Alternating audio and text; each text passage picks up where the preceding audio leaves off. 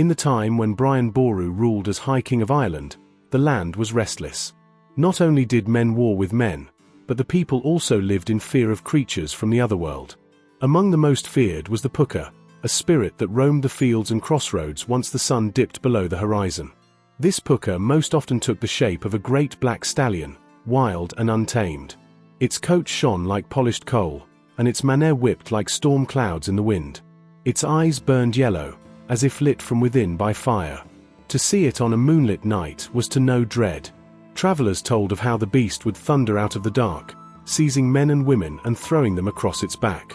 Then it would bolt across the countryside, leaping rivers in a single bound, galloping through bog and briar as if the earth itself bent to its will. All night it carried its captives on this terrible ride, leaving them battered and broken when dawn came, tossed into ditches or left upon lonely hillsides miles from home.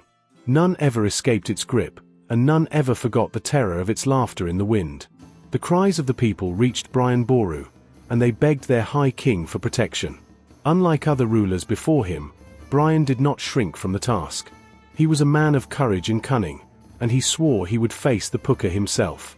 One night, as mist crept low across the fields and the full moon shone like silver over the land, Brian rode alone to a place where the Púca was said to wander. He waited by a crossroads, the kind of place where the veil between worlds was thin. The silence of the night was broken only by the cry of an owl. Then he heard it, the thunder of hooves. Out of the darkness came the stallion, more terrible than the tales had told. Its breath steamed in the cold air, and sparks flew from its hooves as it struck the stones. The Púca lowered its head and charged. But instead of fleeing, Brian sprang forward and grasped the beast's mane. With one powerful motion, he swung himself onto its back. The Púca screamed in rage, rearing high, trying to fling him off. Then it bolted, galloping faster than the wind. It carried Brian over rivers that shone like ribbons of moonlight, over mountains jagged and cruel, through thorny woods where branches lashed at his face. It plunged into the sea, racing over waves as though they were solid earth. All the while it twisted and bucked, but Brian would not let go. His hands held tight, his body low, his will unbroken. The night seemed endless. Hours passed, yet still the Púca ran, its fury unspent. But at last, as the first light of dawn crept over the horizon, the creature faltered.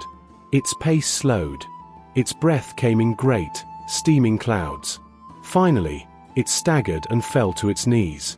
For the first time in its existence, the Púca had been mastered. The beast lowered its head, its voice deep and rumbling like distant thunder. It admitted Brian's strength and asked what he desired as reward for his victory.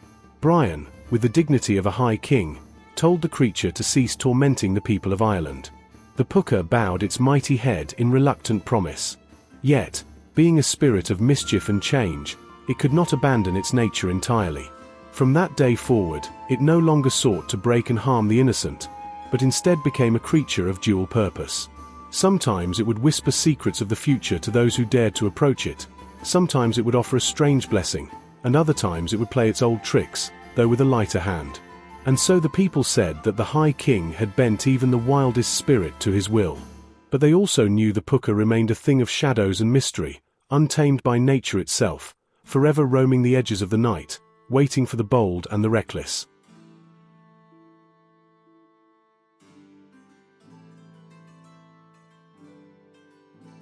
Ireland is a land of stories.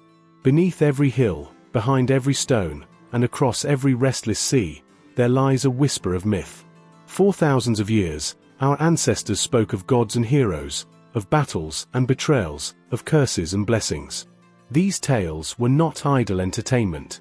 They were the way our people explained the world, preserved their values, and defined who they were. Today, in an age of noise and forgetting, it has never been more important for Irish people to know these stories, because they are the roots of who we are. When we speak of Lug, the many-skilled, we remember the value of craft and courage. When we hear of Brigid, goddess of fire and poetry, we recall the sacred power of inspiration. When we listen to the sorrow of the children of Lir, we learn the cost of pride and the endurance of the human spirit. These myths are not relics of a dead past, they are living mirrors, reflecting lessons that still guide us if we choose to look. Irish mythology is also a bridge.